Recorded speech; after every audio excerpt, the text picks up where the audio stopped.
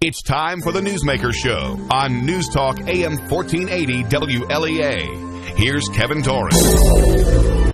Brian O'Neill filling in for Kevin Doran today on the Newsmaker Show on with Dr. Robert Heineman. Good morning. Dr. Heineman, Kevin Doran out with a cold today. First off, the polls that came out yesterday, Thursday, Biden and Donald Trump came in first place. What are your thoughts there? Well, I think those are apples and oranges. I think the polls on Biden are pretty accurate. I think the polls on Trump are highly misleading.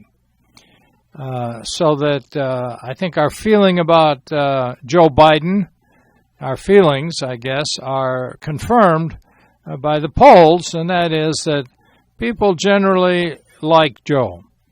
And put on the other side of the coin, there aren't many people who really dislike him. I mean, I would find it very hard to find anybody, really, who dislikes Joe Biden.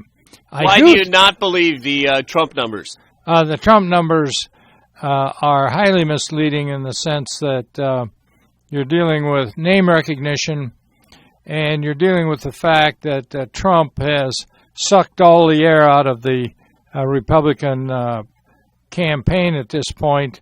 You hardly turn on any station anymore that doesn't have Trump making a bit of a fool of himself. And the problem with Trump is that he is very scary. And the idea that you would give this guy control of the most powerful nuclear force the world has ever seen is just crazy. And I think most people, by the time it gets toward the primaries, let alone the general election, are going to say, you got to be nuts to put this guy in the White House. So I think his continuing ability to irritate people and make outrageous statements will continue to build.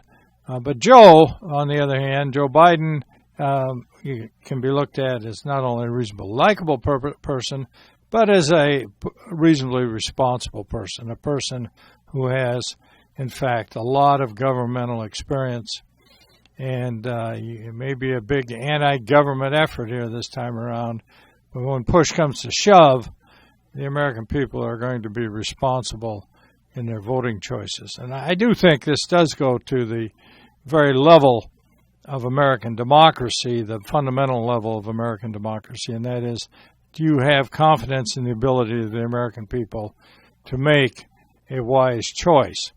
And I do. Now, I think one of the problems we've run into here is the tremendous influence and really the idea of the 24/7 news permeating all the media channels gives you the impression that somehow Donald Trump is credible as a candidate. Now, it's true, these polls show him ahead, and again, I think that's the effect of the media, etc. I think the one thing you have to understand is that most people aren't paying any attention at all to politics at this point. And so the people that are answering these poll questions, how deeply they've thought on this, I think, is a really problematic issue. The other thing I think, Brian, that you have to look at with these polls is whom are they polling? Are they polling everybody? Are they polling just people who consistently vote and vote Republican? That makes a heck of a difference. And I think if you narrow the poll questions down in the poll sample to people who are, in fact, long-term Republicans who vote consistently in the elections, you're going to find Trump drops down quite a ways. He may still be ahead, I don't know. But he's not going to be ahead by the amount he is now. The numbers all show Trump in very good condition at the moment, according to the Quinnipiac poll that was released on Thursday. Hillary Clinton, a race between Clinton and Trump, according to Quinnipiac. Clinton 45, Trump 41. Now, what do you think of this? A race between Clinton and Jeb Bush. Hillary 42, Jeb 40. What do you think of those numbers? So that's what you're saying is that the election that posits Bush instead of Trump puts the Republicans closer, quite a bit closer in the general election. Here's another one from Quinnipiac. General election. Bush versus Clinton versus Trump. Yeah, well, Clinton 40, Bush 24, Trump 24. Right. That's a problem. And the fear that somehow Trump is going to run as a third-party candidate, I think he probably will run as a third-party candidate. So I guess you just have to get ready for that. And in that sense, there's a good chance he will give the election to the Democrats. And and it may well be in the final analysis, but that's why he's in the race anyway. But the guy is his narcissistic orientation toward life is frankly pathological, I think. It's at that level. And the idea that you put somebody like that in the White House has to be pretty scary. It is kind of interesting, though, the ability to take your money and project yourself as a credible candidate. I assume there's some other people out there that could do the same thing. Back to Joe Biden, who we started out with on our topics. Biden is defending the Iranian deal, sticking up for it, saying that the idea that there's a better deal out there is absolutely poppycock. Your thoughts on the Iranian deal and Joe Biden defending it? Well, I think Joe Biden is supporting his leader, and he's a good soldier. And the idea that you're not going to get a better deal, I think, is accurate. I certainly support bringing Iran into the family of nations. I think that's pretty much what Iran would like to have, and it really is crazy if you look at the Middle East today and terms of stable governments.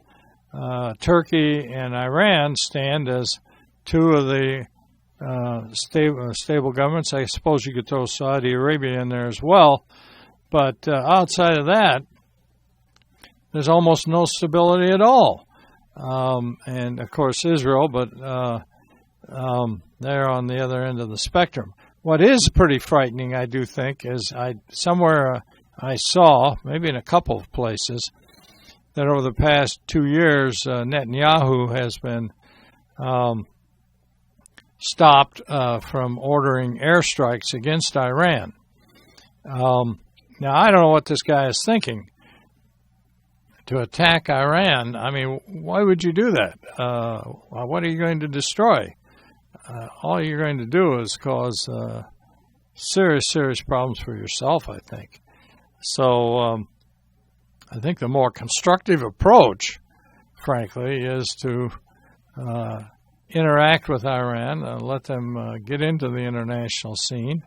And the fact is, the more they get tied into the global economy and the more they get tied into the Middle Eastern situation, I think the more things will settle down. It's really not to Iran's advantage, I think, to keep the Middle East in total chaos it's in today.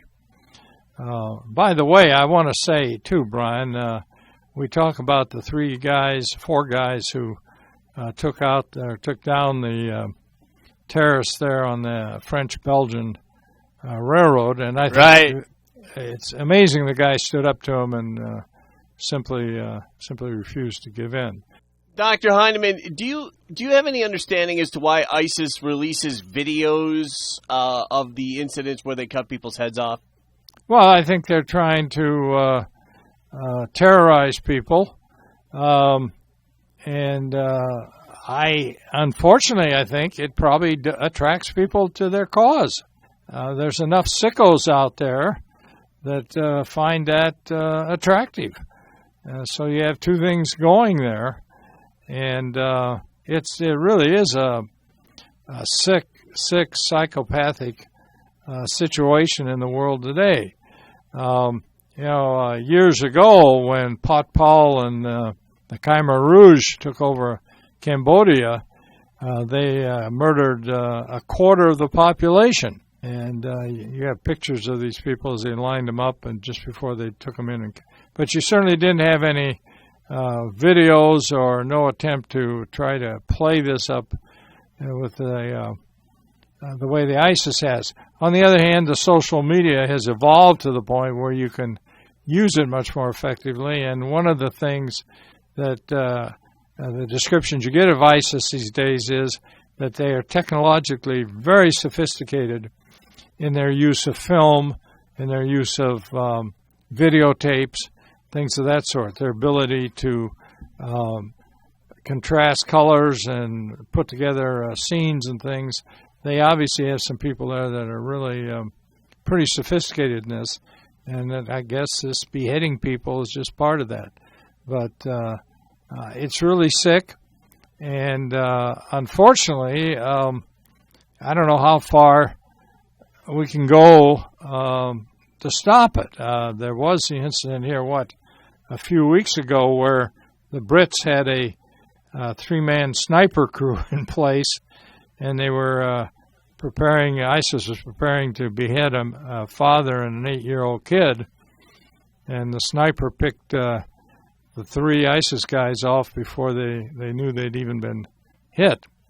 But you can't do that very often, and unfortunately you can't, because for most of us it seems that's a fitting approach to dealing with these guys. Talk about the whole Middle Eastern situation. On Thursday afternoon, Congressman Tom Reed, along with State Senator Tom O'Mara and Assemblyman Bill Nojay, they all spoke out on the Iranian deal. We know where Congressman Reed and Assemblyman Nojay stand on it. Reed has issued statements. Assemblyman Nojay has a show. I'm guessing that State Senator Tom O'Mara would be on the same page that they were in condemning the Iranian deal. Differ on that, but they're entitled to their opinions, and they're elected officials, so that's fine. I think basically Nojay and O'Mara's opinions are kind of irrelevant to everything. Obviously, Tom Reed's opinion is pretty important. He's going to be voting on this, and obviously he's going to be voting against it. But I do think that Obama has managed to move the situation and play the institutions and procedures at the national level so that, frankly, the agreement I think is almost certain to go into effect. It may well be defeated in the House and defeated in the Senate, although the Senate might be a little closer than you might think. But then if Obama vetoes the resolution, which he undoubtedly will, then to get to 2/3 to override Obama's veto is going to be very, very difficult, if not impossible. So I think the president's in a pretty solid position on this, and I think the Iranians will be part of the international community, and I think the Europeans would be more than happy as well to get in on it. Moving on to the topic of Planned Parenthood and the videos released one by one about Planned Parenthood. Planned Parenthood claimed yesterday that they're being smeared and falsely accused by the videos that were released. Yeah, well, I don't know. I haven't seen the videos, but I certainly seen enough commentary about them. And my understanding is these are videos that were taken while doctors and nurses, I guess, involved in the abortion industry there are sitting in public restaurants and public places commenting about what they're doing with these little lives. And it's pretty gross. And so I don't think the people who are filmed, etc., have much of a leg to stand on. There's something called an expectation of privacy, and when you're sitting in a public place talking freely you really don't have much expectation of privacy. If you're in a public phone booth or maybe a restroom stall or something like that, obviously you're in your home. You do have an expectation of privacy. But these guys were out, and it's pretty sick, too. Now, Planned Parenthood may well be arguing, well, gee, we really don't involve ourselves with these sorts of things. These people are employees or not closely related. I don't know about that. But what they're doing and their comments about it are pretty sick, I must say. Talking with Dr. Robert Heineman, going back to what we started with, our first topic of today's show is the new Quinnipiac poll that came out on Thursday. Dr. Heineman, one of the interesting things that came out of that poll was that the word most closely associated with Hillary Clinton was liar. The word most closely associated with Donald Trump was arrogant. As for Jeb Bush, when they say Jeb, they say Bush, which could go either way. It means either they like his family or they don't. Bush is the word most closely associated with Jeb. Yes. Well, I don't know. Yeah, that isn't obviously arrogant and liar. It's pretty clear where those words fall on the scale. I don't know if Bush is a pejorative term or a term of praise, but I unfortunately I think that is how the public generally views these people, and that sounds pretty accurate to you, Dr. Heineman. Yeah, well, I think Hillary is in serious trouble, and everybody seems to be saying that. Now, the one thing I would say about Trump, and that is that basically the question is whether he has a ground game. Now, Hillary is working very, very hard to put together a ground game, and that means she's putting together not only funding, but the party networks and the operatives that you need with the unions, the social service unions, people of that sort, to fall in behind her. And obviously the Clintons have some facility at that. But obviously as well, I think Joe Biden does too. And so his ability, and I think that's what he's doing right now, frankly. I don't think Joe has to worry too much about getting enough money to run against Hillary in the primaries, but he does have to worry about putting together support from indigenous, local Democratic operatives. And I think he's going to be able to do that. But that's what I think he's trying to do. And I think a couple things stand out there. Governor Brown from California, who we've often mentioned might well end up a popular candidate, I forget what term we'd use there, for the state, and simply run as a favorite son candidate from California, has said that he really encourages Biden to look at the possibilities of running. So you want to talk about some grassroots there, some ground support, that certainly would be huge. I might say as well, something we didn't mention here in terms of the candidates. I see this week that former Senator D'Amato from New York has come out in support of Governor Kasich and said that Kasich is key to carry Ohio in the general election, and Kasich is the man to do it. So Kasich, I think, is beginning to build some support across the board here. And as you know, I've been pretty supportive of him from the very beginning. But obviously, Mr. D'Amato is not going to be supporting former Governor Pataki.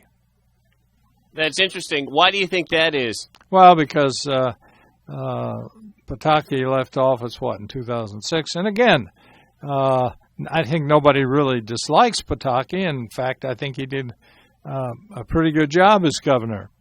And to win in a state like this, with its heavy Democrat enrollment, to win 3 times, I mean, that's a pretty good achievement. But the fact is, nobody knows who he is. nobody even remembers what he's done, even in New York.